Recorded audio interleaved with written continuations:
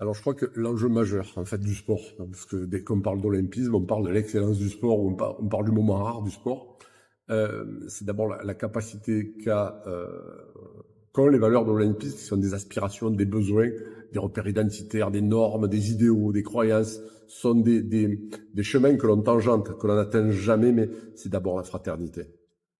Je crois que l'enjeu majeur de ce qu'est le sport dans la société, c'est faire vivre la fraternité en acte. La logique de solidarité, prendre soin de l'autre, s'y opposer, mais en même temps en conjuguant l'aspect du respect de l'altérité de l'autre, de ce qu'il est dans toute sa différence avec moi. Prendre soin de l'autre, c'est aussi s'y opposer, mais c'est aussi respecter. C'est aussi accepter qu'il soit plus fort que nous. C'est aussi se réentraîner pour être meilleur que lui. Mais quoi qu'il arrive, l'autre, en tant que tel, dans la dimension fraternelle, est certainement la meilleure version de moi parce qu'il m'aide à le devenir. Et par effet miroir, comme ça a justement été dit cet après-midi, sans l'autre, finalement, je ne suis rien.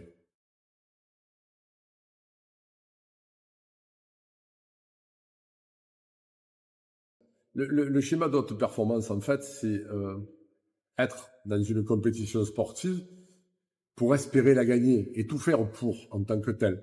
Cette dimension, c'est la dimension du dépassement, c'est la dimension de la singularité, c'est la dimension de la transgression aussi, vouloir être le premier, vouloir être le meilleur, c'est une forme quelque part de transgression dans la norme. Et nous sommes un pays extraordinaire, absolument extraordinaire, mais aussi très construit sur